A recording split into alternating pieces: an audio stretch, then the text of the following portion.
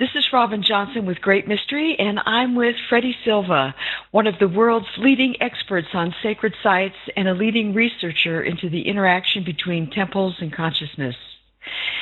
Freddy is a best-selling author and director of several documentaries and has appeared in programs by the History Channel, Discovery Channel, the BBC, and numerous video documentaries, and presents at international conferences and on radio shows all over the world. So, Freddy, thank you so much for being here, and I know you've got a really busy schedule this year, and you're doing a lot of traveling. Absolutely, as always. We're just having a good laugh about that, about trying to squeeze the whole year into 2 months where everything happens, and trying to do things at the same time. I think there's something to be said about bilocation, and we should learn how to bilocate, because then we can multitask on multiple levels. You could speak at different conferences at the same time, and it wouldn't be an issue. Yeah. So, you could be working, and you could also be at the beach. Exactly. And also, you tend to forget how old you are. I mean, I suddenly woke up this year after a long winter in New England, and it has been a long winter here. And I suddenly realized I was over 50 years of age, and I thought, well, where did the 40s go? Suddenly looking at facial cream and things like that, and considering Botox. And But anyway. So, I would like to know, why do you call the Mayan temples and pyramids in the Yucatan an ancient academy of the spirit? Oh, it was a great name. We just thought we'd use it for fun. But seriously, it actually says everything you need to know about what's going on in the Yucatan, because it's much, much older than we're actually led to believe. For one thing, if you actually look at the Mayan calendar, which actually began all the way back in 9600 BC, they actually inherited this calendar. I mean, the Maya technically show up around 200 AD, but their calendar is already talking about ages long gone and cataclysms long gone. So obviously, if they show up fully formed with a total culture already in place, just like the Egyptians, clearly they were inheriting something else. Now, we know before then there were the Toltec, there were the Olmec nearby as well, and before that there was an age of build the gods. This is where it gets exciting about the Academy of the Spirit, because back in 9700 BC, literally within 100 years of the Mayan calendar coming into force, there was a major catastrophe around the world. This was a time when a comet broke up into 7 pieces, hits the Earth exactly at the right places where you'd want to have a big inundation. And we all are very familiar with the inundation stories of Mesopotamia, of Egypt, of all cultures around the world that talk about this time as being severely taken out by large sections of a mountain, as the Maya actually talk about this event. They talk about how for 6 months of the year, you could barely see the light of the sun, how you couldn't differentiate people from the soil because there was so much soil raining down from the sky that people looked like the earth upon which they were walking. So it was a huge catastrophe. It took everything out. And when you start reading their sacred texts, like the Popol Vuh, it's amazing how similar it is to ancient Egyptian texts and also to the texts of southern India. It's as though the information came from exactly the same location. And they talk about a time when these builder gods suddenly came out from the ocean. In the case of the Yucatan, they came from the east, and they rowed their boats all the way from the east, and they basically were told to rebuild the former mansions of the gods. Now, in these mansions of the gods was what we today call temple cities. And the idea was that the Maya totally understood how every element in nature was a sort of a cooperative element in the cosmic harmony of things. So if everything falls out of alignment, so does the human body and any civilization that holds it together. And the one thing that held everything together was the temple culture. So when these builder gods survived this flood, they brought with them the knowledge of understanding of how to put together a perfect plan on the face of the earth, whereby you would actually create buildings that would then, by their design, by their measure, by their alignment to the stars, they would create perfect academies where people would come, bring their imperfections, and they would be made to look like the gods. And in fact, there are some structures on these temples that actually talk about how when you enter the temple, you come to be as a god, as a bright star. So there are places where you actually not just come to learn written things, you actually come to transform yourself in a very profound way. You also become you discover your inner god. And if you actually look at the actual stories of southern India, Egypt, Bolivia, and the Yucatan, they all have this element in common. They were all told to build these beautiful cities, encoding the mathematical, geometric, and other libraries of information that basically show you how the whole universe works and how you can be a mirror image of that universe. So that's the first part that makes these places an ancient academy of the spirit. The second part that proves this is the fact that when you look at temples like Chichen Itza, Balam, Uxmal, and Mayapan, the oldest parts of the temples, and I mean the nucleus of these cities, because sometimes they have as many as 2,000 buildings in these places, which, of course, we're going to visit all of them in December. When you look at the actual nucleus of the temple, they are all misaligned to the rest of the site, and exactly by about 4 degrees. Now, I found this as well at Tiwanaku in Bolivia last year. Now, these temples are aligned to specific elements of stars, of sunrises, and specifically the equinox. So they're perfectly aligned due east. But these temples are misaligned by exactly 4 degrees. And it tells me that these places survived this catastrophe because they were aligned to something else, as though the Earth was somehow related to a star or the sun by a slightly different alignment. And the last time we know that happened was back in 9704 BC. The other thing that proves this is to be correct is the fact that so many of the temples in the Yucatan are associated with sound, either by the numerical connection of the number 7 that keeps it repeated again and again and again, by the slope angles of the actual pyramids themselves, which refer to the heptagonal angle, which is the angle of sound. And when you actually understand that these temples were also mirrors of the constellations which they referenced when they were built, the last time we had a constellation that had at its center the pole star, that was related to the concept of sound, was the constellation of Lyra, the celestial harp, and that was back in 6000 BC. So that's actual proof of how old the original sites are, because the Maya, like anybody else, they began to rebuild the sites that were actually encoded within the actual buildings. You dig the foundation of the temples that you see there today, and you'll find other temples buried inside them. So these things are much, much older. Excuse me. And then you actually look at the names themselves. For example, Balam, it actually translates as the place of the star prophet. And these prophets were said that they came down from the stars, and specifically the Pleiades, to encode their knowledge into the actual fabric of the buildings. So in a matter of speaking, and it's as though the actual buildings themselves are telling you that they actually are physical expressions of people that came from the stars. Now, whether we believe that literally or metaphorically, the same element of symbolism applies, because you're talking about the understanding of how the stars work, how the universe works, and fundamentally how the Earth works also as well. This eventually comes into our modern era through the Maya, that talk about one of their builder gods called Itzama. And he was basically in charge of reconstructing a cosmic university, specifically at Chichen Itza, more than any other place. And it was here at Chichen Itza where the science, the art, the philosophy, and all forms of religion, and I'm talking about the inner religion, not the stuff that we all kill each other over these days, all of these elements and these teachings were encoded to each the individual building. So you go from one temple to the other, learning a specific example of how the universe works, and eventually that would turn you into a bright star, into a god. So that's what they meant by talking about the places in the Yucatan as ancient academies of the spirit. Of the spirit.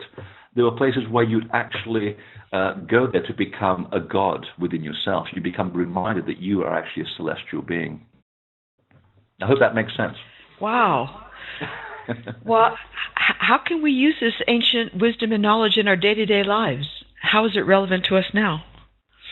Well, do you think? It was very clear about this. And again, you can read this in the Egyptian text, in the Southern Indian text, in the Chinese texts. These things go back a very, very long way. And the Maya were very, they had an ideal, and part of their ideal was to overcome gravity. They were fascinated with the ascension of the human soul. And the pyramids and the underground chambers where they actually used for learning were also places of ritual, not in the way that we have come to understand the Yucatan and Mexico today, where the predominant feeling is that they were places where they basically just chopped people's heads off and they committed vast atrocities. That is much more related to the Aztec than the Maya, which is why the Yucatan is so much more clean. So when you strip that understanding away, and what you're left with is this cosmological concept that the Maya were totally into understanding how your body is a house of your spirit, and you are an expression of the earth, and the earth is an expression of a holograph called the universe. Everything is in perfect equilibrium. Now, here's the part that's interesting. They figured out at a very early time that you as a soul are slightly separate from your body. If you totally understand how things really work, you don't really associate with this gross thing called matter. And they were totally into the concept of understanding how you as an imperfect being have to go to a specific place that shows you a mirror of your own perfection, which brings us back to the concept of the ancient academy of the spirit. So you as a person, you walk in, you come out of the jungle, and someone's borrowed your girlfriend, someone's stolen your cart, someone took away your corn. All of these things start working you up from the inside. You can't afford medical insurance, someone took my marijuana, blah, blah, blah, blah. Well, now you're becoming a little bit more, ingrained into the actual physicality of the world. These are just emotions. They are energy in motion. That's what emotion means. And when you get caught up with these things which are slightly out of harmony, your body and its internal geometry starts losing its perfection. So they basically said, well, why don't you come to the temple city? Because we have built the complete mirror of the perfection of the universe for you. That's why the places look fantastic. That's why they look perfect, because they are. They are mirrors of a cosmic perfection. So the idea was that they would allow anybody to come into the cities and actually regard them as mirrors of themselves. And slowly, and this could take as much as 3 years, because back then people weren't really in the hurry to check their latest messages online. They could afford a little time off from their daily life to go and check out what was wrong with me, how can I be a perfection of myself. So you'd go into the actual temples, and one by one, you'd visit each temple, each building, and you'd talk to a shaman, and you'd take a bit of time for yourself to meditate upon what you'd learn, and slowly the temple would start to affect itself on you. First of all, it'd be visual. The visual impression on the temple, on the senses, would basically have a profound effect on your sense of being, of your sense of the natural order that's around you. And slowly you become that order. Well, once you've got that established, then you start working on the inside. If the temple and the physical space around me is perfect, then if I go within and take that perfection, take it inside, now I can start fixing myself as a soul that's become totally over-associated with the problems of the physical world. Well, once you got down to a fine art, well, it's just like driving your car. You basically go out back into the world and you live your life in perfect equilibrium. You know that nothing can really touch you and make you imperfect unless you really allow it to. And this is a concept that began thousands upon thousands of years ago. It was taught all around the world in these ancient academies. The last people I know that were still practicing this were the Knights Templar. They were doing exactly the same principle. So you have the outer people and you have the inner brotherhood of people. Mm-hmm. And they're talking about a concept called the risen from the dead, which we'll get to later in the conversation today. But just going back to the concept of how the places, these temples, are totally relevant, if you actually look and start breaking the sites up into their constituent parts, you see how it really works as a science. For example, if you go to the pyramid of Kukulkan at Chichen Itza, which is one of my favorite places, If you actually start breaking the building down, it's essentially a series of square terraces, and it has 4 protruding stairways, and the stairways are angled exactly at 45 degrees. So all of this represents the material forces at play in the actual harmony of the physical world. This temple is then supported on 9 platforms, and the 9 platforms, each one gets closer and closer to the sky. Essentially, anything associated with the element of 9 is perfection. We still have this understanding today in our common phrases. For example, when you're in a total love, what cloud are you on? It's cloud 9. Cloud 9. When you want to go and do the very best that you can possibly do in any endeavor, you go the whole 9 yards. The female productive cycle takes 9 months for the semen to create a baby inside the woman's womb. It takes 9 months. So all of these concepts were imagined, and then they were built into the actual structure of the site. And going back to the pyramid again, and I'm making very short of this because I can be here for a whole day just talking about that place. If you look at the actual base of the pyramid and how it rises to the top, it rises exactly at 52 degrees. That's a pentagonal angle. That's an angle that references sound. So the sound that created the whole universe is actually hardwired into the actual slope angle of the entire pyramid. And then it keeps going on and on and on. Each terrace is also slightly misaligned to each other terrace and to the pyramid itself at 72 degrees. That's the pentagonal angle. That's the angle of the geometry of every living organism on the face of the earth, including the human body. So if you just walk up the building, up the pyramid of Kukulkan, you are essentially walking upon a physical interpretation of the perfection of the cosmos. You can't help but be transformed into something else other than the person that you arrived. You arrive as a tourist and you leave as a god. And that's a pretty good reason to actually come on a tour to these places, because you really, literally are transformed from within. And if you want to take that a stage further, you get to the top, you come back down, and you go, wow, that was interesting. And then you find that over in the northeastern corner of the building, there's actually a little archway, and you go into an underground chamber, which is the original temple of Kukulkan, and that's where you actually go into the other world. You go within yourself, and then you'd find that spiritual person within. And then you repeat the journey, and you'd be amazed what happens to you once you've taken all of that on board, and you climb back up to the top of the building, and you see yourself in a completely different light. In fact, you start seeing things with your peripheral vision. And that's what the buildings do to you. As I like to say it, what they do to you and also for you. They literally are places where you become transformed.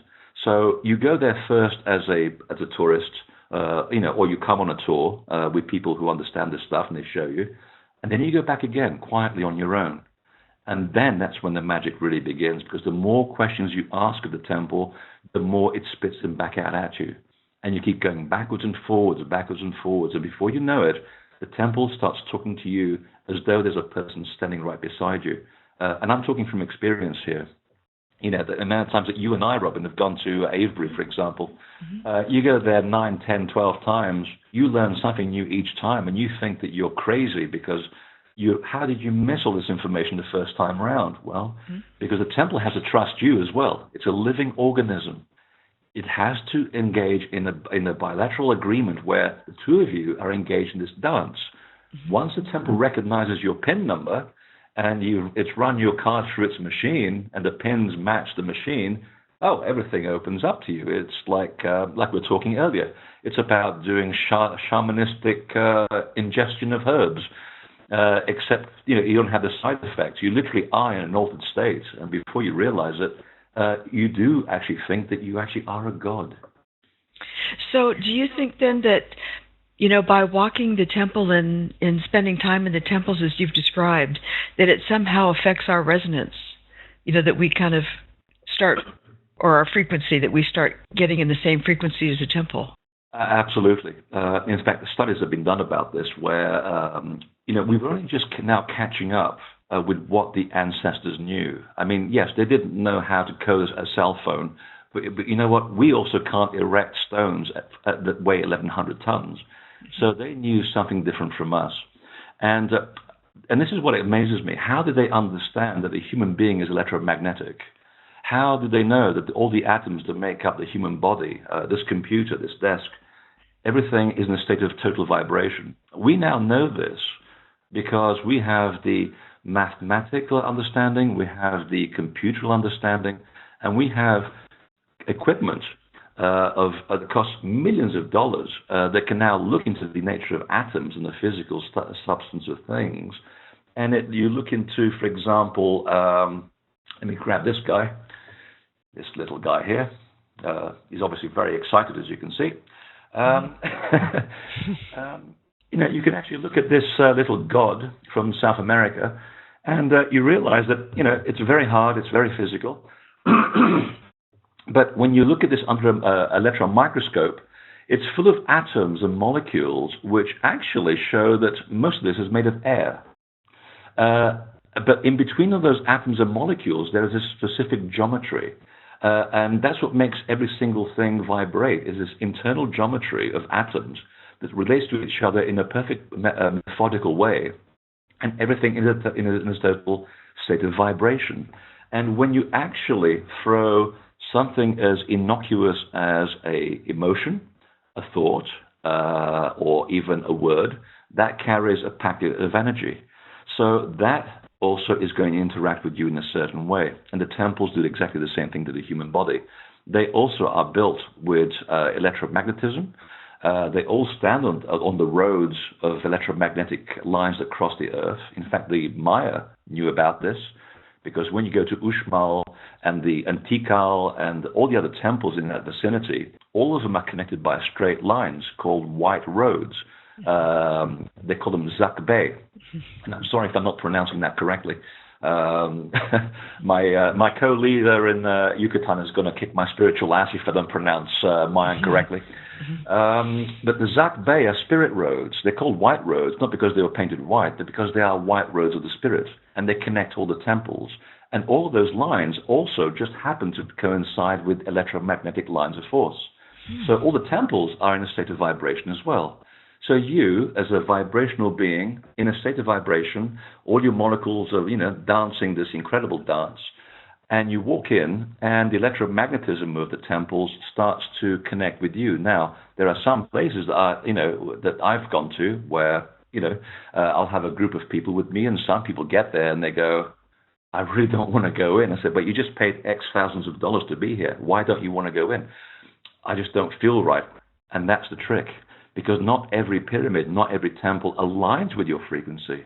So Egypt, of course, is a fantastic example. You have masses of pyramids, and you've got the big one, and everybody gets very excited. Now, you look at the Great Pyramid and the pyramid next door. The two are slightly different to each other, ever so slightly, because the slope angles tell you exactly what they do. So all the all the guys or all the women who like doing guy energy, they like going into the Great Pyramid because it's that kind of energy. It allies to their specific body frequency. And, depending on what state you're in, you can have an out-of-body experience right there. It's happened to me several times. I wasn't even asking for it. And you come out feeling, as we call it in technical terms, with the tingly-winglies. And then you go to the next pyramid. Well, now it's completely different. All the people that are working with the guy energy, they don't want to go in there. But the people who are working with feminine energy, including the guys, it's not a gender thing. It's all about energy.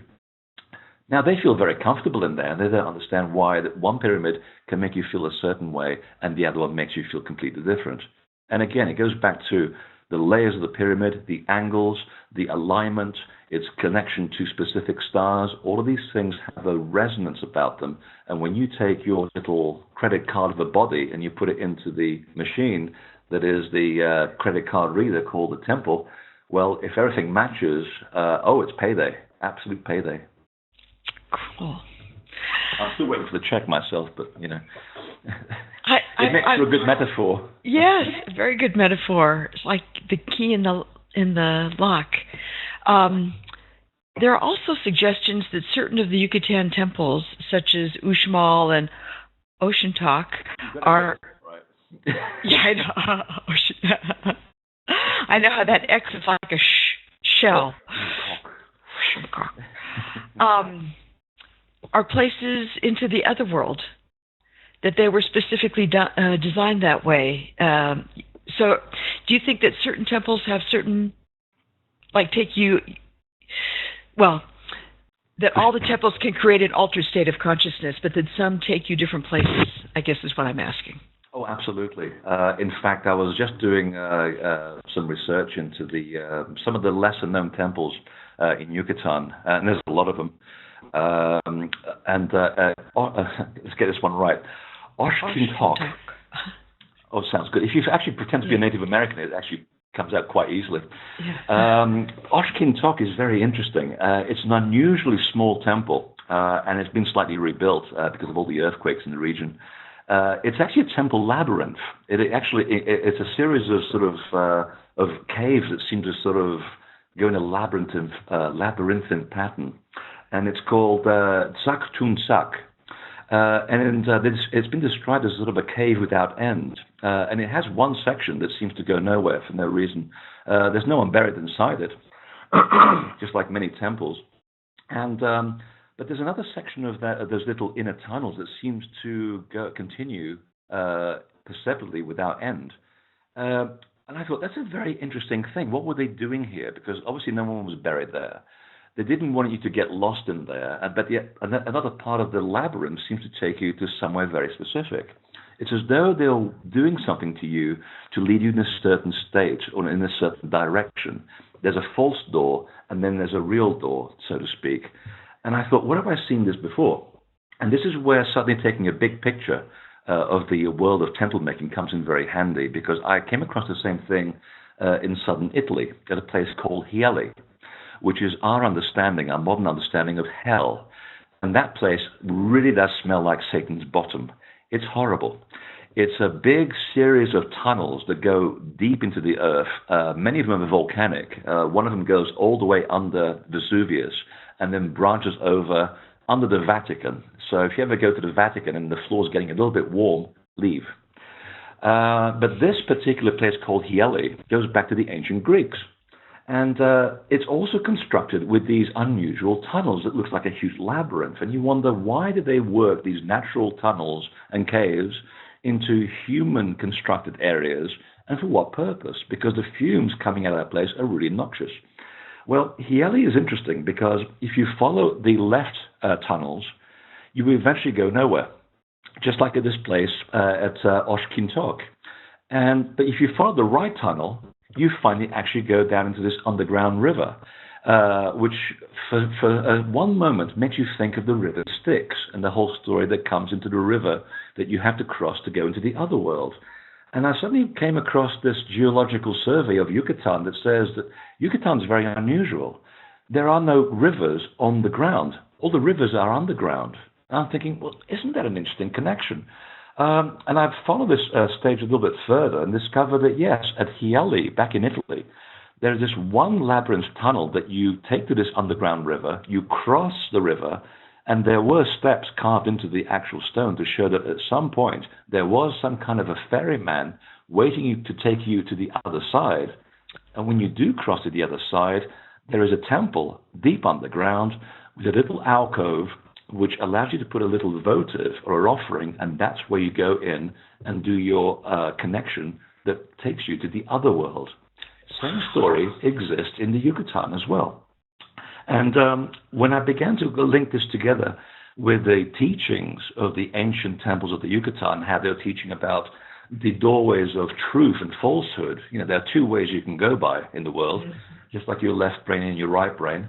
One section will only one direction will only take you so far.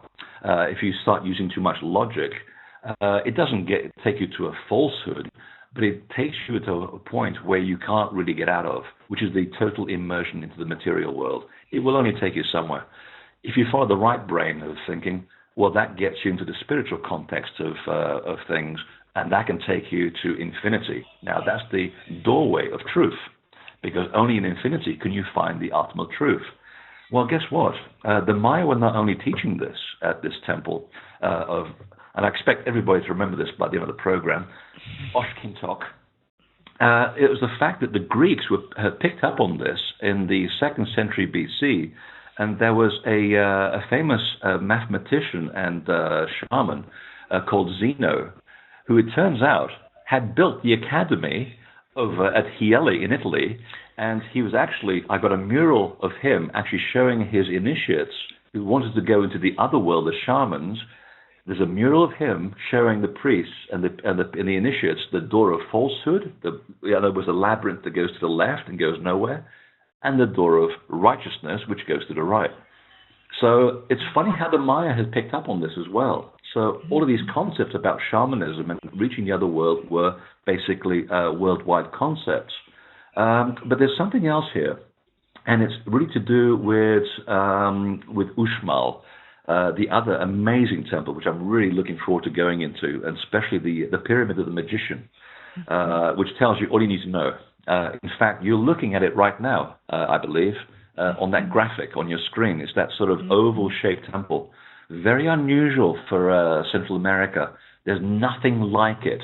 And there's 4 other temples that are actually buried inside it as well. So this place, again, goes back a long, long way.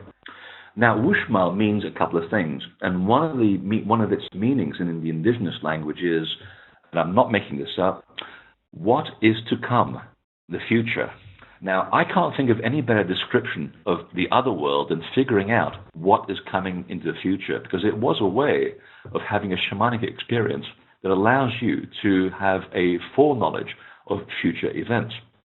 And the other thing about Uxmal is that it was referred to as an invisible city. So it tells me that the name of the temple is trying to suggest that what you see is not necessarily what you get. There is an invisible temple behind this temple. And that, again, is part of the other world teachings of letting you have a shamanic experience where you cross perfectly alive into another level of reality. There is a specific part of Uxmal, and again, funny how I'm talking about this, and you got the right picture up. Behind that oval temple, you can see a place called the Quadrangle. It's a very interesting building, and there's a part of it called the Nunnery. Now, that's a name that was given to it by the conquistadors, and we definitely know we can't trust them because they killed everybody. So we can put them and all of their little names out of the picture. Forget about all of that stuff. Going back to the original concept of why this was built, if you go into that temple, and again, you start dissecting the way that the building was built, it features 584 crosses. And they were not put there by the Spanish or the Catholics. So these are the original designs that were put into the actual structure. And you think, why did they build this quadrangle with 584 crosses? Well, 584 just happens to be the cycle of Venus, the planet Venus. And the Maya were infatuated with aligning their temples to the rising of Venus. Now, if you're an astrologer, that makes good sense. If you're an initiate of the ancient mystery schools and you know about this, that means something completely different. Because just like the star Sirius, Venus was the star associated with resurrection rituals.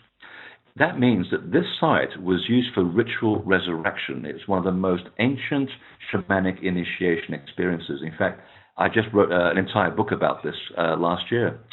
Which is what's helped me decipher this particular temple. I had not made that connection until this point. And this particular quadrangle that you're seeing here was the site used for ritual resurrection. And the entrance building, which is the south part of the temple, is called the Istam Na. It literally translates as the house of the shaman. And when you go into the courtyard and you look above it, there's a big frieze, very complex frieze full of all kinds of imagery. And again, it tells you exactly what was going on because the frieze depicts these little flowers all over the place. And these flowers are called the Itzal. And Itzal means blessed or magic substance, which brings us back to the concept of narcotics, our favorite subject. Now, everybody's suddenly interested. I'm seeing all the eyes light up here. It's actually very, very important because when the concept of resurrection was being used in these temples, It has a relationship to the Christian understanding of resurrection up to a point, because no one was ever crucified and people did not die. It was a living resurrection, and the concept goes back thousands of years. And one of the points that you did as an initiate in these temples is that you'd spend several years under the guidance of a specific shaman. And as you learned the mysteries, the final element of initiation involved a near-death experience where you would actually leave the body, travel to the other world in a shamanic state, hang out there for a little bit, and come back totally aware of what you'd learned and what you'd seen. That's a difference between ingesting, for example, ayahuasca, where you kind of leave the body and you come back, hopefully remembering some of what you'd actually learned. But in this particular case, you'd actually remember everything. That was part of the trick. And you come up with all kinds of information. For example, Isaac Newton came back with the laws of gravity, and it helped him understand how to work out gravity. He was part of this living resurrection ritual. And one of the things that they took, going back to why these plants appear on the friezes at this quadrangle at Uxmal, this plant that was used in the ritual was to help you relieve any tension before you cross over and have a near-death experience. I mean, think about it. You're about to die. It's not a good experience. And the one way they allow people to overcome the experience was to take specific herbs. Sometimes it would be Syrian rue or blue lotus, as they did in Egypt. And the Maya also had their own particular version, which I'm not aware. I know Miguel Vieira, the guide on the Yucatan tour, I know he'll know. They had a specific plant, which they then broke into its constituent parts, diluted to a specific amount, and the people ingested it as a narcotic to allow you to remove your trepidation. So once you're in, and it usually would be about a distillation of about 12%, because anything more would either make you dream the stuff up, which you don't want to do, or it will kill you, which you really don't want to do. So it was a very specific amount that allowed you to just cross over into the other side and have a shamanic experience. So, this is why these places were really involved with an out-of-body experience. They were involved in this shamanic journeying, but it was the ultimate level of the reason why you'd actually travel to these places. And in fact, if you're still in the quadrangle in this picture, and you keep looking at the information on the doorways, it tells you more about this concept of resurrection. Because each door, above each door, there's a little frieze carved in a very beautiful way. There are these little stone windows. And these windows are called shanilna. It's a very interesting word because you find this word in Persian and also in Portuguese, which is my native language. Shanilna is the original Persian word for paradise, which is their version of the other world. Because when you're crossing over in a shamanic state, you are reaching paradise, the state of perfection.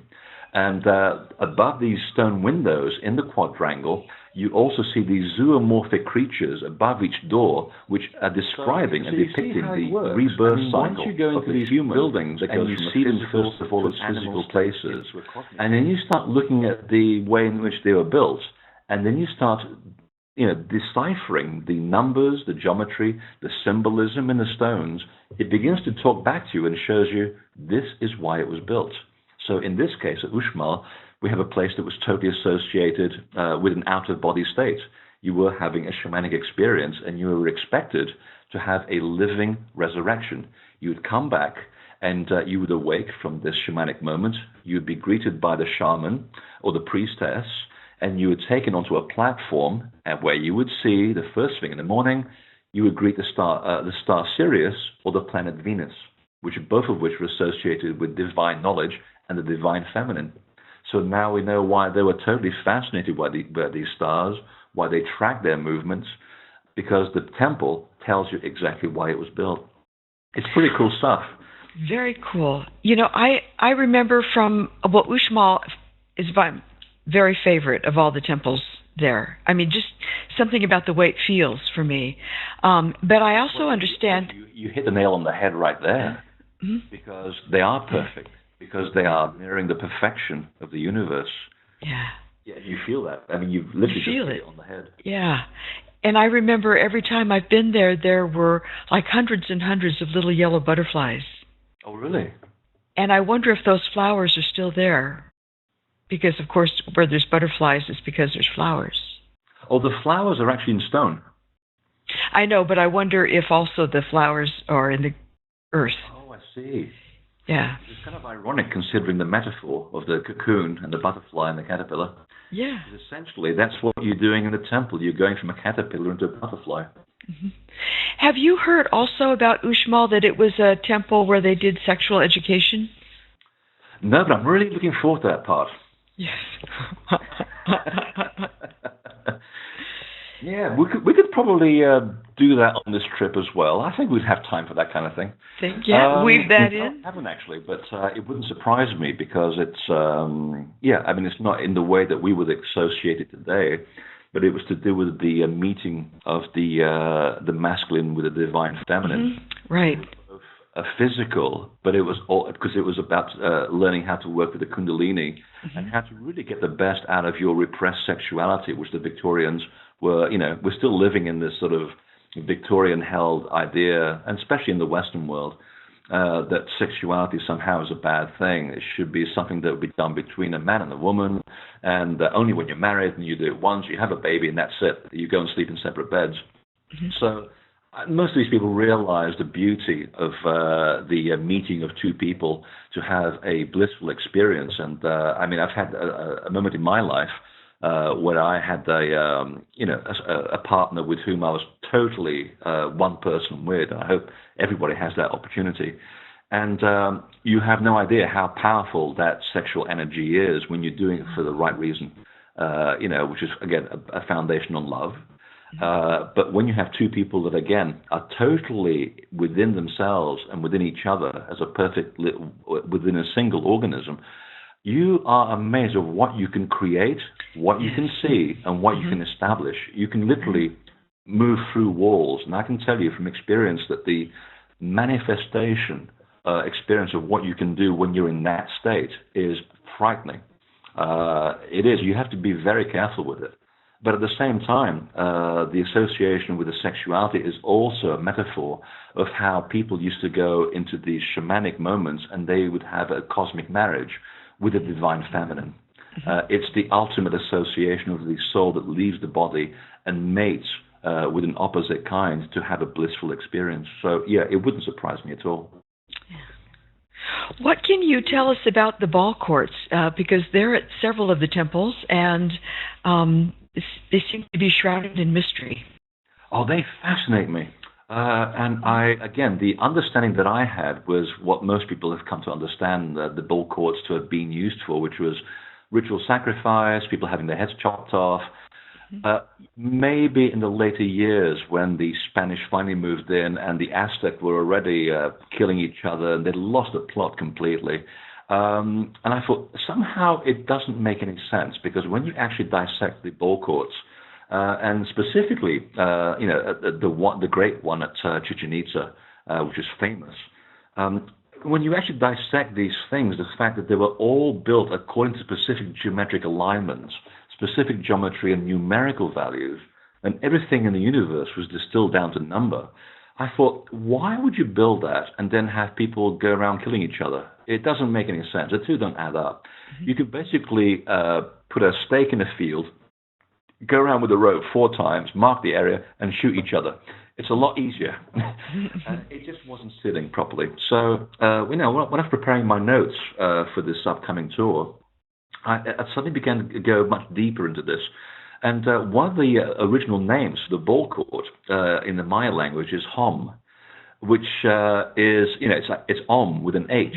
It actually means crevice, but the association with sound is so obvious that you can't deny it. Well, it turns out that when you actually look at the beautiful carved rings through which the players actually did do a ball game there, the idea was to pass the ball through these rings, which are very, very high. I mean, even for someone like me who's 6'5", they're way up there. It's a long way to throw a ball. And the ball, the actual arc of the ball is defined by 2 entwined serpents, like a caduceus. And you think, now why would you make a a stone hole with a caduceus through which you have to pass a ball through. This sounds like a ritual more than anything else. And also, the actual stones through which you have to pass the ball through in the ball courts are exactly 3 times 7 units above the ground. And I'm thinking, well, that's the sound multiplied by the Trinity. And I'm thinking, that's not by accident at all. And also, when you're inside the ball court, the slightest whisper can be heard on the other side.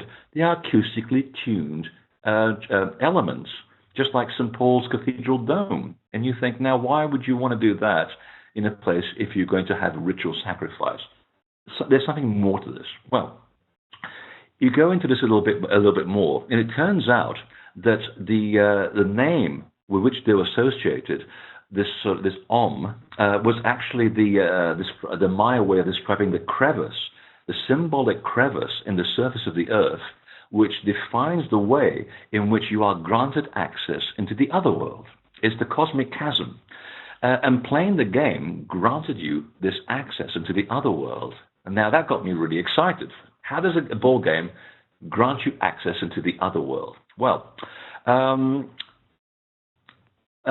when you actually go there in the middle of the night, what happens is that they were used by astronomer priests, and they would use this as a reflecting courtyard for looking at the stars. And during the day, that's when the ball players used to come out. And I'm thinking, this is starting to sound a bit like the game of chess. And it's exactly where the game of chess comes from, because during the actual playing, the people in the actual ball court will be surrounded by 4 walls which depict a projection of the planes around the zodiac. In other words, the actual decoration of the ball court depicts a tracing a path of the planets above and below the horizon. In other words, these balls, these planets, are basically playing a game of the gods. Now we've got an astrological connection. And the whole point of the playing area was also divided into 99 squares, which is a very unusual number. Now, if you go to Avebury in England, you have exactly the same concept, 99 upright stones in a stone circle. Those 99 stones calibrate the lunar and solar cycles. Now we're getting closer to an answer here, because you're matching the masculine with the feminine, the sun and the moon. Everything is in perfect balance. So when you actually play this ball game, the ball court, the idea was to remind the individual that was playing that the human body is the measure of everything. It's the measure of the planets and the zodiac, and you are an essential component of everything that's around you.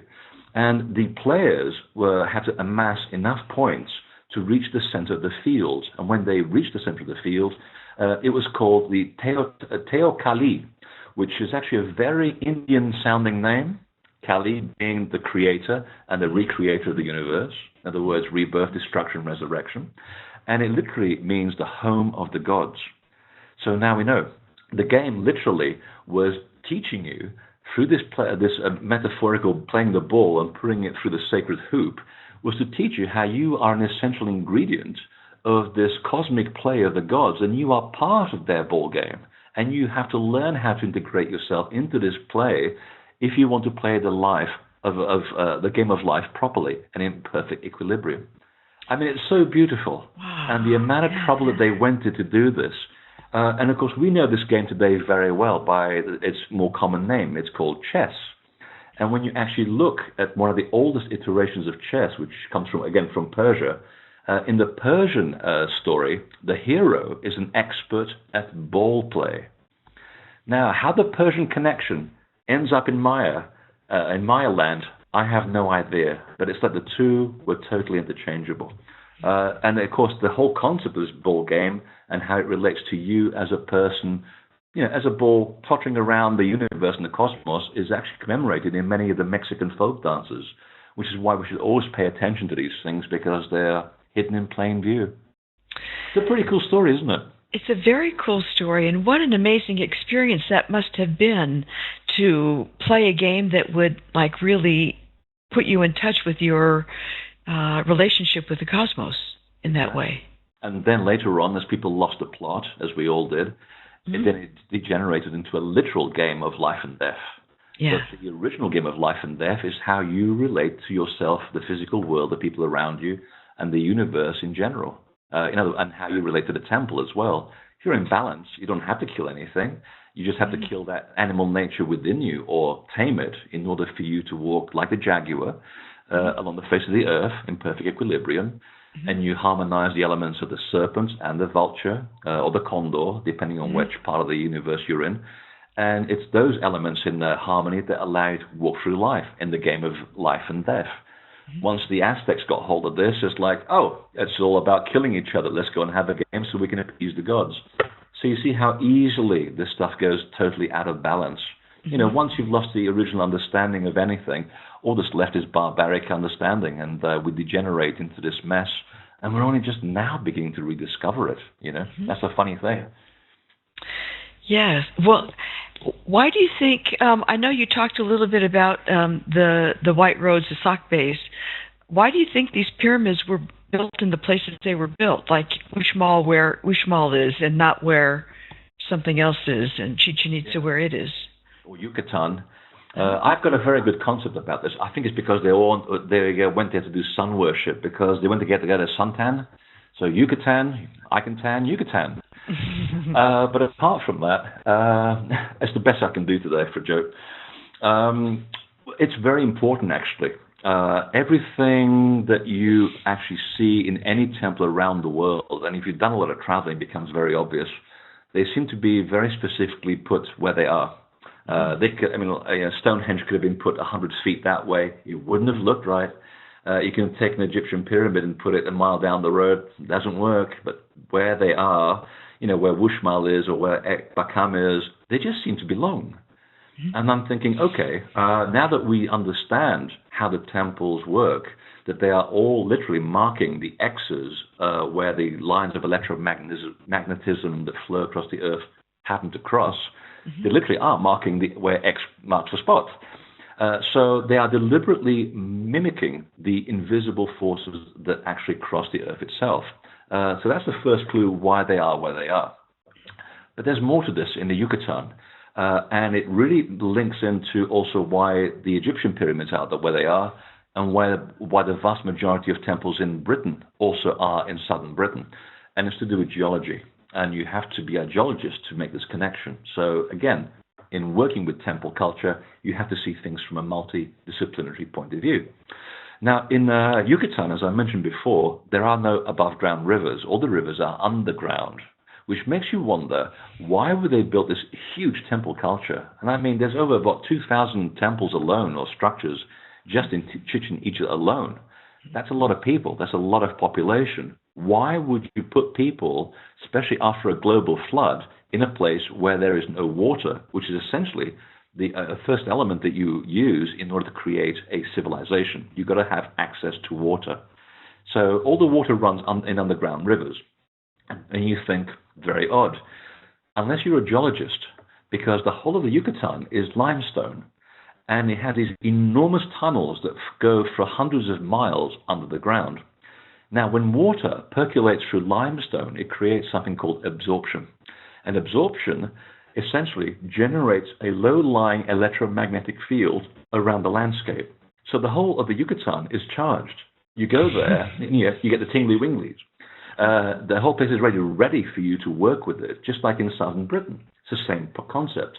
The Giza Plateau sits on a huge geological fault made of limestone. And you have the underground rivers flowing through under the pyramids, so they're always being charged up. Karnak in Brittany, to a certain extent as well, although there's more granite over there. So you've got this, the location itself is very important to where you are actually going to put your temples, because you are harnessing the natural laws to do the work for you. When you build a building, which is also geometrically inclined, and you've got the underlying magnetism already there, the two, one starts housing the other, and it starts to magnify the effect. So if you're a dowser, for example, or a very, very sensitive person, you could pick up these temples when you're already miles away, because you're literally picking up that electromagnetic tingly-wingly as you're actually approaching the temple. You're already getting hit by these waves. And of course, because you're an electromagnetic being, it follows that you are going to start getting enlightened even before getting to the temple.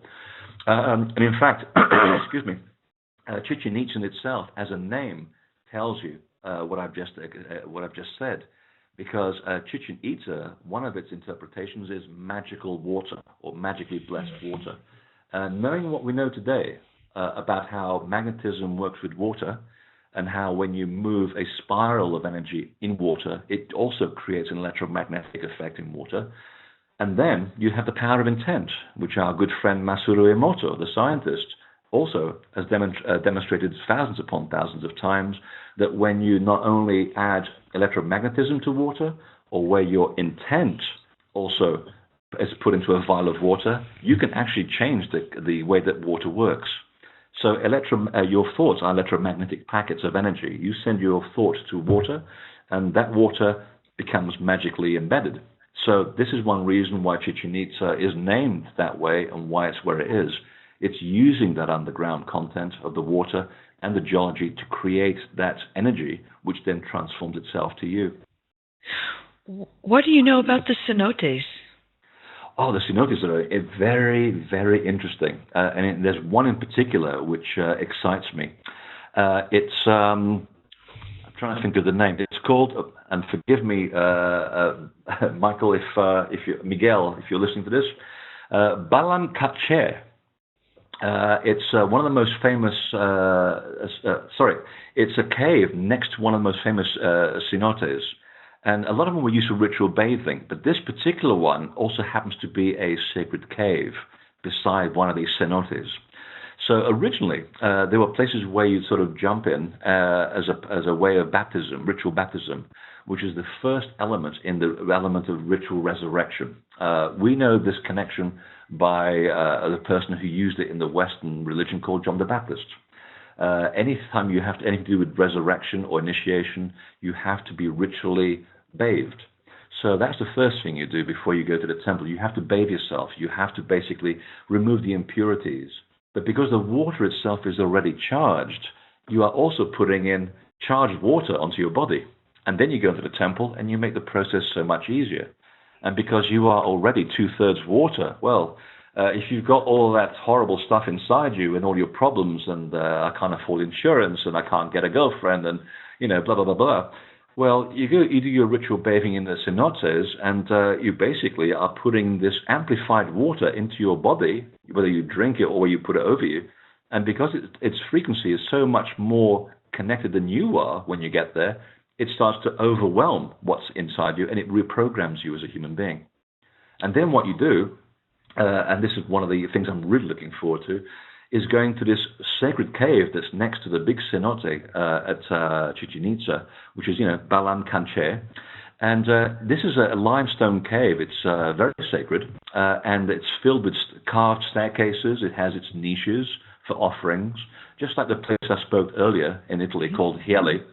And the central focal area is a massive limestone pillar, and it literally looks like a world tree. It has its roots going into the ground, it's a great big pillar, and it ascends to support the actual structure. It's the essential symbol of crucifixion, except nobody dies. That's the beauty of this. Nobody is harmed in any way, because the crucifixion was always meant to be symbolic. And early Christians totally understood this. That's why they were murdered by the fundamental Christians, because they were not very fun and they were very mental. And so here in this little cave, you had a symbol of the person that comes to be nailed to the world tree, here represented by this beautiful limestone pillar. And in fact, you're basically nailing the spiritualized being to a symbol that represents the physical world. So you've got the mating between the matter and the spirit in one location. And in fact, it's the Maya actually described this cave beside this cenote as a portal to Shibalab, and that's their word for otherworld. So you see the associations now coming together quite nicely. You have ritual bathing, which is the ritual connection to you being purified by water, preparing you to enter the other world. And then you go into the ritual cave next door to actually access it. And in fact, the word by which they describe it was shtakumbi, shtakumbi, and it literally means hidden lady, which goes back to our original concept of sexuality and also the metaphor of the mating of the two sexes Because when you go to this cave and you do your ritual of having an out-of-body experience and reaching the other world, you meet the hidden lady. And all the chambers around the world where they conducted these out-of-body experiences, these shamanic experiences from which you were risen from the dead at the end, they're all described as the bridal chamber, where you would meet with the bride, the celestial bride. And we know her by various names. Isis, and so Mary Magdalene, of course, was the representation in the Christian era. So again, we have here a representation of something, a spiritual understanding which transcends time and space, and we see this in different cultures around the world. You know, that's so interesting, because I remember when we were together and we were at the Wells Cathedral, and you took us to a little, a special room or area that was called, I think, the Chapel to Mary Magdalene, if I remember correctly, and there was that pillar in it. Yeah. That was like that. It looks like that tree in that cave, and it was like a sound chamber also in there. It was amazing. I'm glad people are awake and they remember the things I tell them on tour. It's right on. You're right on, actually. I forgot about that. Yes, and for those of you who don't know this, there is a beautiful cathedral. It's totally feminine. It's all made of limestone. And it's in England. It's called Wells because it's built on top of sacred wells, and you can still see the water from the wells running up and down the high street. They haven't capped it off. You're going out shopping, getting yourself a latte or picking up some groceries, and you're literally walking over the water that comes out of the well. In a modern city, it's incredible. And there's this beautiful Gothic cathedral. It was put there by the Cistercians, funded by the Knights Templar, who we now know are connected to the Mayan symbolism and to the other symbolism which they share with other cultures around the world. And off to the side, there's this beautiful round chapel called the Chapel House, and you go up these beautiful spiral staircase, which is made of limestone, and the whole thing is a round chamber. It's octagonal, which is a symbol of the matter and the spirit held in perfect equilibrium. Again, the geometry defines the reason why the building is built. And there's a central pillar, and it's made of little blue granite, and incised with limestone. And you sit there on the periphery of it, totally quiet. And whenever we've gone there, we've always been the only people there as well, which is wonderful, because you drop a pin and you could hear everything, just like the ball court. And you start humming slowly, and the whole sound starts manifesting backwards and forwards. And you start getting this out-of-body experience as you're sitting there. And there's this central pillar. And you look up, and I tell people, now, class, if you start deciphering the building and the elements and the numerical values of the building, if you count the number of ribs that are holding up the ceiling, how many do you count? And, of course, the answer is 32. And I said, add the central pillar. How much does that make? 33. I thought, right. Ever heard about the 33 degrees of Freemasonry? Right. You're looking at it. Because it literally is the angle and the numerical value of gravity and anti-gravity. And that's the one element you have to overcome to escape the body so your soul can have an out-of-body experience. Which brings us full circle back to the start of our conversation today. The whole concept of the Maya being obsessed with overcoming gravity, the ascent of the soul while it's still in the physical body, to have an out-of-body journey, come back, remember that it's a God, and come back with information that will help you in this particular physical and very troublesome world, which is the whole concept of traveling to these Maya temples, ancient temples of the spirit, is to get you to get out of your physical body, get out for a little bit, and come back and recognize you're much bigger than some of your parts. So it all comes around again, full circle.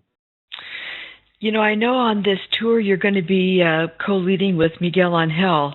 I believe that this cave is one of the places you're going to be going. Is that correct? Oh, absolutely, and I can't wait, because I just saw there's some scientists that just did this mapping, electrical mapping of the cave, and I think I've got a picture of it up on my website of the actual cave. That looks like an underground tree. It's extraordinary. So we're going to have a little shamanic experience in there. We're going to get that place and get out of ourselves. I know Miguel Angel, in addition to being a Mayan priest and a cosmologist, and deeply knowledgeable about all the glyphs and the Mayan, everything Mayan. He knows everything. But one of his other gifts for me is he's a master chanter. Oh, really? At our conference in Cancun, oh my God, he had the whole group just chanting Kulkulkan. And it was an out-of-body experience. Oh, yeah. Everybody was so high. And if you're in these places, like this, and if it's like that, I'm wondering, because of the shape and the design, I'm just wondering if it might be like that in Wells, with the resonance. That would be an extraordinary experience. Yeah, we'll try that at the ball court. And as you know, I like to do toning as well. And once you hit the right frequency and you've got a couple of people doing it, we actually did this on my tour in France, which I'm about to leave for about a couple of weeks. And there's a massive standing stone. Again, the world pillar. It's a huge stone, and it's not even the biggest one in France. And it's at Dole, near Mont Saint-Michel. And I took a group there last year, and one of the guys in the group was feeling a little bit sort of uneasy, which is cool. I mean, not every temple resonates with you. And, I was telling him that, don't worry, because, at some point during the trip, something will click. It might be at the end of the trip, it might be at the beginning, but eventually it does. You just got to find your resonance. And I was going to show people the importance of toning with the sacred sites to wake the spirit of the place up, and also to show how the energy also expands when you do so. As a dowser, I do this all the time. And I just approached the stone. I didn't tell people anything. And I put down one of my dowsing rods into the ground because I can see the energy. I've done this so many times I can actually see energy all around me. So I put it there just so as a marker I'm saying, remember this thing. And because I just told people, this is where the energy of the rock actually is. And he went, wow, it has energy? Yeah, this is the energy field around the stone. Now watch what happens.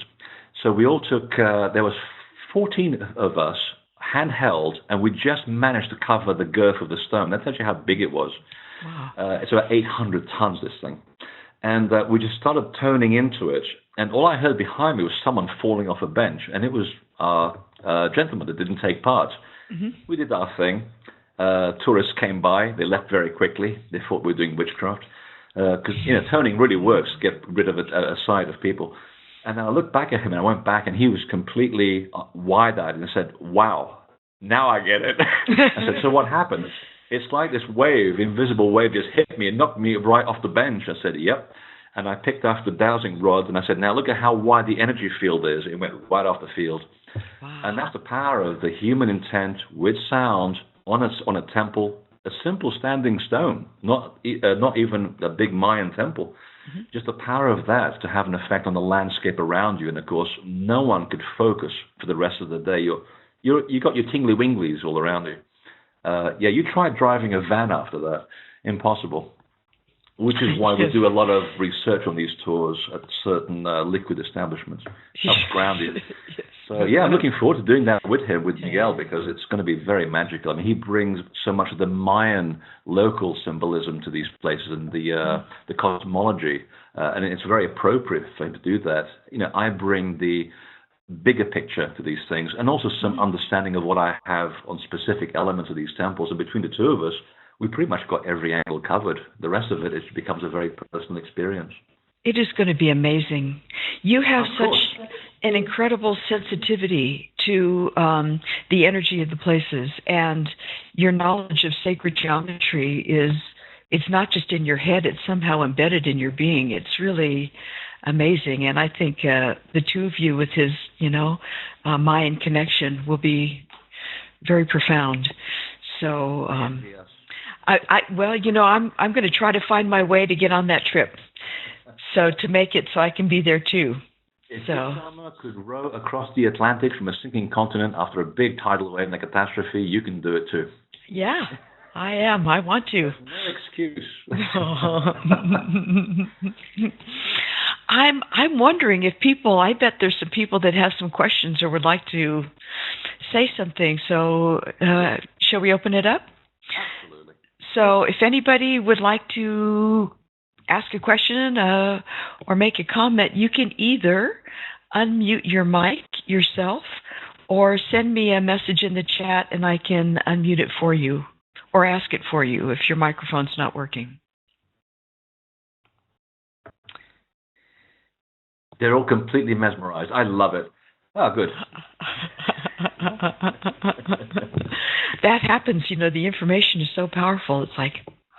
It takes a while to sink in. The whole idea of these trips is to sort of get you to become acquainted with how you can become integrated into the temple.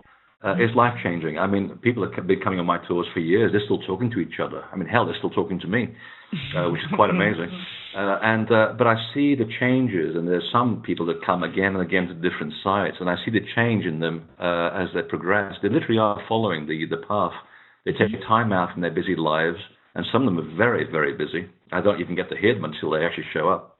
But they get back on the track. They get back immerse themselves into the spirit of place. And before you know it, for the first 2 days, everybody's in their head. They want to know information. And after the third day, I just talk less and let them experience more. Because by the end of the week, you're supposed to be seeing things with your inner vision. If I can get people to experience that, I've done my job. Because it's not about me talking. It's about you experiencing something within. And people are now beginning to also pick up things on a subtle level. They can now see energy. They begin to preempt the events. They can actually start co-creating things. They can have a degree of control over the manifestation in their lives. And that's exactly what we were doing in the mystery schools thousands of years ago. Did I say we? What they did in the mystery schools, in the temples years ago, which was to get you to take charge of yourself. And the reason why religion in the modern era has tried to remove you from that God-given creativity that we all have. So it takes time. I have been to many temples, and I think it is so, personally, I think it is so important to go with a guide like yourself, because you have such a profound way of somehow helping fit the key in the lock for people, and it makes a huge difference in what one can experience. You just like going to the pubs with me. I do. I like that research. There's lots of research that has to be done, of course, Hi, I have a little bit of stage fright, but I will try and say. Freddy, it's Gail. I just want to plug your trip. I was there 2 months ago, and it was an incredible experience. Oh, really? Where'd you go? I actually went down there for a different reason and stayed 2 days to try, and I saw 4 temples, one of which was Chichen Itza. And the sense that we read about things like archaeoacoustics, but you, again, have to actually experience it. Yeah, you do. And there was, if you clap your hands at the bottom of the north side of the pyramid, it sounds the call of the Quetzal bird at the top. Yeah. Have you heard about that? Oh, absolutely. Yeah, it's acoustically designed for you to clap, and it mimics that clacking of the bird. But what was amazing is that the audiologist had gone in and measured the hertz at the top, which was, I think, between 900 and 1100, and that's exactly the same hertz as the Quetzal bird, their sacred bird. It's amazing, isn't it? And of course, and then you probably observe the feathered serpent at the bottom of the stairwell as well. Oh my gosh, yeah. Yeah, and it's telling you, it's hidden in plain view what the place does. I mean, you have a serpent, which is the symbol of energy that flows along the earth, material force. If it's a feathered serpent, well, the bird is upstairs. It's up towards heaven, the sky. It's telling you that the place gets you to go from the energy from the ground to go towards heaven. And as you're climbing it, you're getting that experience. In fact, next time you look at an Egyptian pharaoh, you'll see that symbol on their brow. You've got the vulture and you've got the serpent, which tells you that the pharaoh has learned the mysteries of getting out of body, having an out-of-body experience. They no longer identify with their serpent energy, or the energy that flows along the ground. They're no longer totally just associating with material force. They're now elevated. They're flying. They're looking down on their body from the air. So the two, the masculine, the feminine, the physical, the spiritual, have become one integrated thing within the human being. So, and the building, that pyramid of Kukulkan does exactly the same thing. Isn't it amazing? Well, another interesting thing is that there was original stones missing from, I believe, the east and the south side. Yeah. So the only time the sound transmitted was if on the north and the west. Yeah. And they tried to replace those stones, but they couldn't produce the sound. Even though they used this, the same limestone and the same, I think it was dolomite or whatever they used there. So you can actually only experience that now. So that's how precise their sound engineering was. If you've ever been to an old Greek temple like Theseus, same principle. You could stand at the bottom, and these things are huge. And a person whispering can be heard in the top gallery. And what they used to do when the crowd had sat down in these amphitheaters, they used to figure out where people weren't sitting. Some people hadn't showed up because their chariots were late or whatever. And they figured, this is not good for the acoustics. So people, the people that used to take your ticket would then grab these stone vases, and they used to carry these stone vases and place them strategically in the open spots in the auditorium where people weren't sitting to calibrate the sound, and only then would they start to play. That sounds right. It's quite amazing, and it is. It's an astonishing science. But again, it goes back to why we call these places the ancient academy of the spirit. I mean, it was all based on very sacred laws, universal laws, which are unrelenting and unchangeable. And you go into these places, and like you said, you have to experience it, because that sound, that sonic frequency, it hits you in the heart, and suddenly you realize that you and the temple are indivisible. You're one and the same person. Right, you are reminded that you're a god. And it's interacting with your nervous system. Oh, God, yeah. Doing something. The sound. Also, I had a chance to swim in several cenotes. Oh, yeah? And I hyperventilated the entire time. The energy was so intense. And that's the electrical charge. Yeah. There were some French divers down there that were doing some kind of frequency measurement. Oh, really? All through the cave systems. It was really interesting. I wonder what they were up to. And for the final thing I'd like to say is, when you said things read you like a credit card, my experience at Balam was that was total resonance to me. Yeah. Very intimate experience there. But it's pretty cool, isn't it?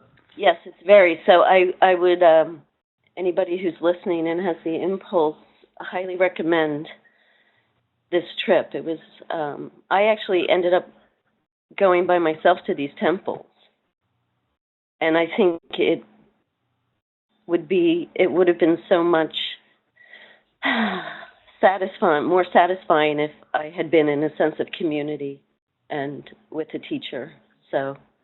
I think it's about appropriateness. I mean, it's worth doing that, to get your bearings and see what you're actually involved with. I mean, when I was learning this stuff, 2 decades ago, I had no idea it was that complicated, or these things they can be taken apart and you can be shown its constituent components and realize that these things are much more complicated than you imagine. I mean, even today at Stonehenge, I still take people there and they go, wow, and they'll sit there taking pictures. And then I open my mouth and for about 15 minutes, and then let them think about it, and they go, wow, didn't realize that was what's actually going on. And their whole perception has changed. And now you're involving yourself in the temple within a totally different environment. And now that you've got the temple's attention as well, you're on a different journey, which then means that the only way to really take that in is by doing it by yourself as well. So I think the personal journey is also important, because you've got to have that quiet time. And I always tell people to, after you've been on the tour, go back at some point when it's quiet. Go at a really awful time of the year, like winter, when nobody ever shows up, and and do it by yourself, because you'd be amazed how much you can actually take in beyond what any teacher could actually tell you. Because ultimately, It's a personal conversation between you and the temple. You can't replicate that. Only you and the temple can have that conversation, and it gets very intimate. And the more you do it, the better it gets, and it becomes like a drug, a good one. Also, I found wherever I go, there's an experience at the site, but then it goes on for months afterwards, where it goes to deeper levels as you explore your experience, and it's like, what the hell was that? And you just research and explore. So I'm still trying to figure out some things that happened last year in Italy, so maybe you can help me with that sometime. Yeah, I mean, it's my office is always open. Okay. Yeah, I mean, and also, I bet your imagery is also going through the roof. I mean, your dream imagery, perhaps. Oh, everything. It's just a all-encompassing phenomenon, biologically. Yeah, I mean, just back to what I was saying earlier. I mean, you're an electromagnetic being. You're 2/3 water. The two fundamental laws of temple making. There's things that are just imprinted within us. I mean, it's a pattern of energy that's imprinted, and it just, like you said, you visit these places and it recognizes the pattern and opens you up, and so that's it. I'm signing off. Thank you very much. Thank you. Yeah, I mean, basically, it's the two fundamental laws of temple making are water and electromagnetism, which just happen to be the same laws that create the human body. So you got those two forces that overlap each other. It can only logic alone will show that there'll be an influence between the two. She mentioned her profound experience at Balam, and that is one of the places where the gods or the beings have wings like angels. Which tells you exactly what the temple is doing. Yeah really something. Essentially. Yeah. It's hidden in plain view. You just have to learn the language. Yeah. There are a couple other people that would like to ask. One would like me to ask for her. It's for Shelley, because she's a little shy. She was in Uxmal, Chichen Itza, and Tulum, and she says that she was truly captivated by Uxmal. She felt she was home and remembers saying to her friend that she felt like she was being at university. And she would like to know if you can talk a bit about the Temple of the Turtles. Oh, God. The Temple of the Turtles. I'm still working on that one. It's to do... Miguel will probably know more about that than I do. The smaller temples, you have to go into the local folklore because hardly anything's written about them. But so far, what I've dug up on the Temple of the Turtle is really to do with the association between you and your relationship to the Earth itself. I mean, you think about it. The turtle, what does it symbolize? It's a slow progression of your journey along the physical plane. So if you just leave that alone as an actual symbol, it tells you exactly what was being taught in that particular house.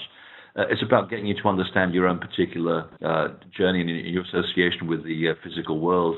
It's a place where you'd spend a lot of time contemplating your navel, literally. Figuring out your actions, your movements, your thoughts, your deeds, the things that have an impact on a physical level here on the face of the Earth. So that's my understanding of that particular temple so far, but it's still a work in progress. It's something I'd have to go over with Miguel on. Great, thank you. And Brian would like to ask you something. Hey, Freddie. I really appreciate the conversation today. Things have been really Thank you for being the token guy, Michael. Yes.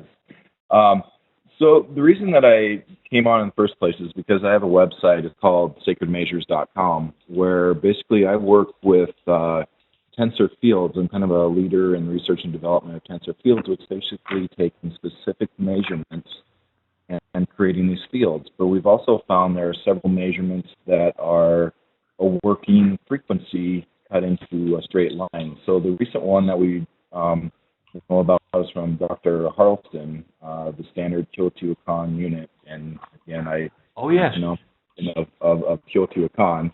But the unit that was used to build that we can put that into the copper circles as well as a straight line to produce working frequencies. The only other places we found these are above the King's Chamber and the Great Pyramid. Well, and so, which these ones will produce like the sine wave of the hydrogen atom. There's two of them that come from the Great Pyramid that produce straight line frequencies, as well as possibly King Solomon's Temple, some related megahertz from there. So the reason for me connecting up here was I was just curious if there are any specific measurements that stand out to you, or if you've run across any of these frequency emitters where the city of Teotihuacan now, as in the temples of the Temple of the Sun and the Temple of the Moon, will emit these frequencies since it is based upon that specific measure that built them. And so that's kind of what I'm in search for, is in the megalithic world, is these measurements that will produce frequencies. So I'm just kind of curious of what your knowledge or understanding is that. Crikey, that's a big one. Well, the temples by themselves are generating their own frequencies just because, A, they're sitting on massive deposits of water, and that water happens to coincide with the Earth's electromagnetic lines, and when those two come together, they generate a natural electrical frequency on the ground. So that alone, the places where the temples stand, is already emitting a frequency. What the Russians did to help us understand this a stage further was that when they began to dissect ancient sites, and specifically, and very specifically, the Gothic cathedrals, which are built exactly to the same principles as a pyramid, they found the geometry, when you put geometry over this energized water and this highly centralized electrical field, is that it begins to guide the actual frequencies to a specific state, and a desired state. So this is why some, the shamans were saying, and linking it back to the story of Yucatan, each temple does something different because all the geometries are slightly different. Same with the Egyptian pyramids. So each one of them is having a slightly different effect on the human organ. The Bulgarians then took this a stage further during the 50s because they were hard up for money. And they said, well, if it's really true that all of this mumbo-jumbo from the Neolithic era really is true, we should be able to construct hospital rooms in a certain place, in a certain geometric manner, and we could heal people for free. Well, guess what? They began to build hospital wards in the shape of a pentagram, and they found that the rate of healing went up dramatically.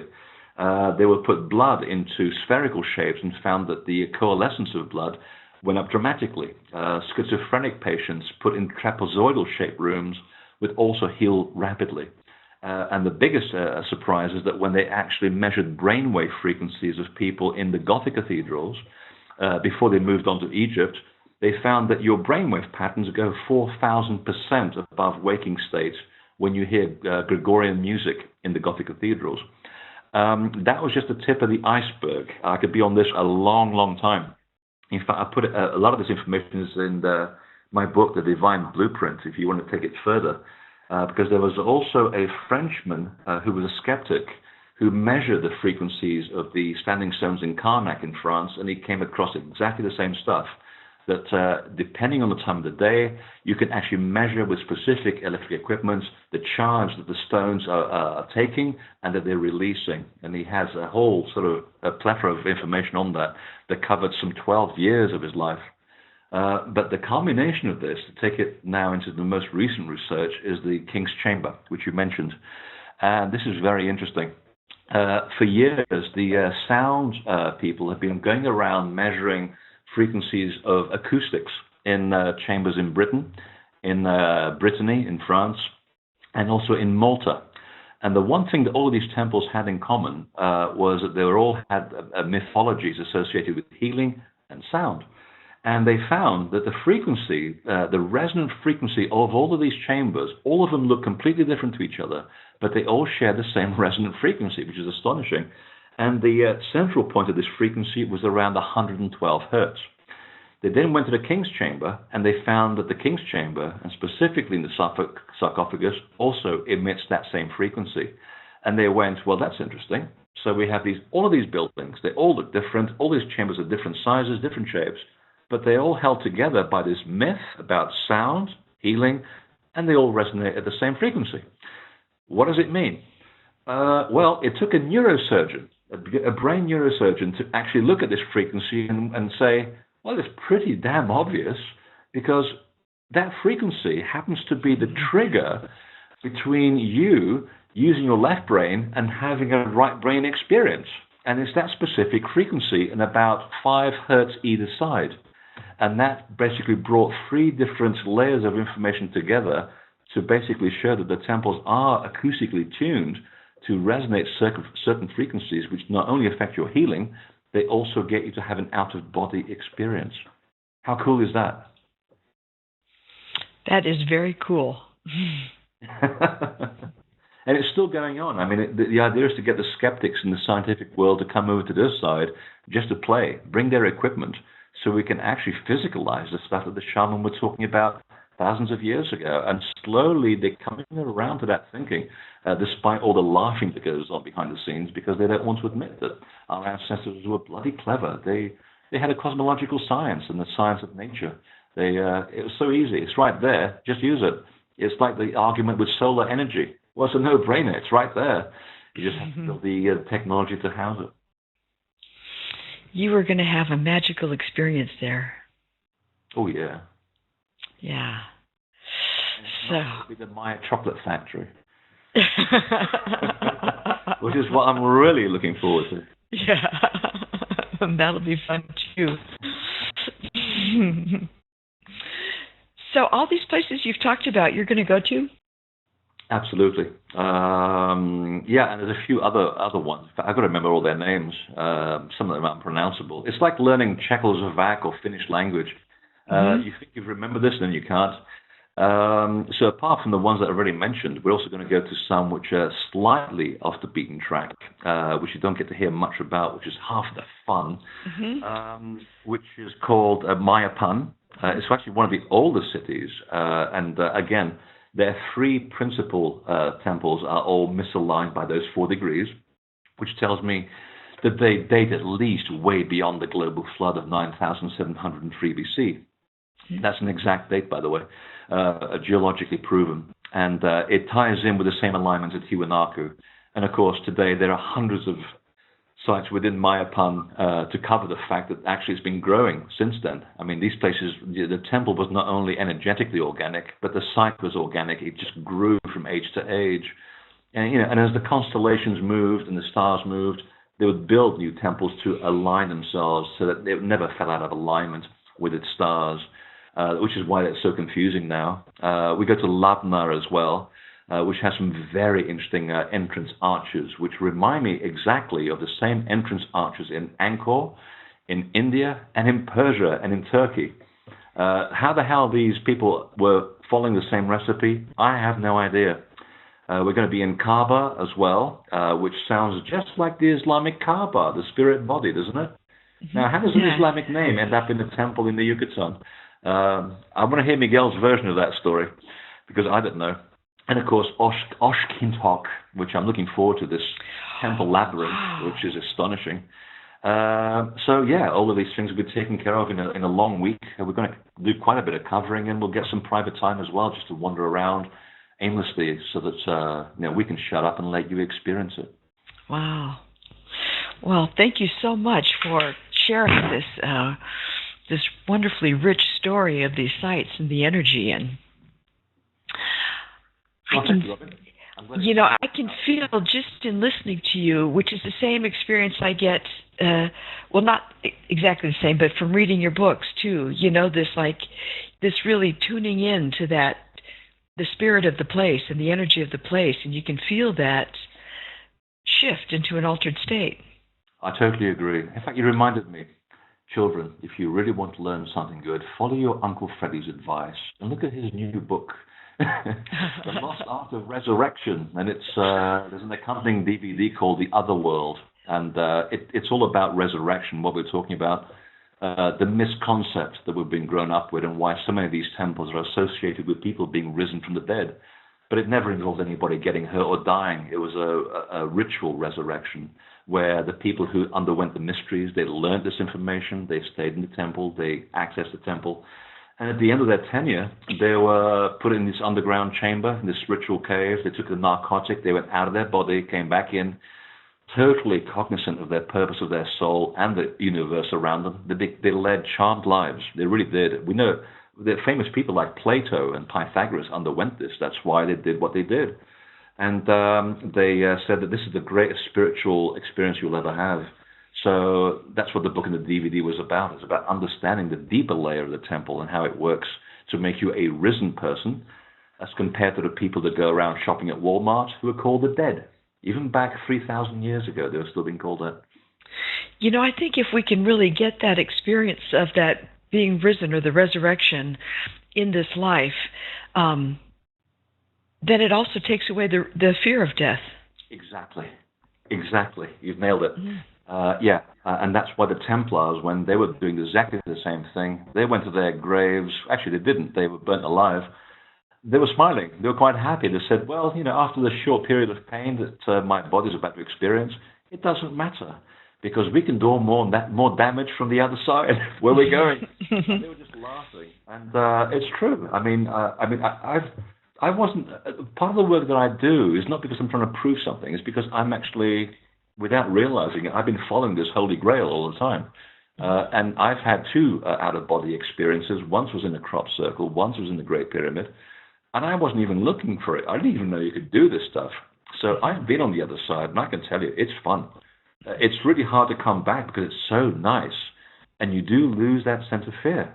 I really have no fear of death anymore. I'm totally comfortable with life. I accept things, and I'm in total control of what I do. I'm not getting it right because otherwise, if we were getting it right, we wouldn't be here. But it's a work in progress. But it's true. You do take control of your life to a certain degree, and it makes traveling to these places all the worthwhile. Yeah. Cool. Well, thanks, Robin.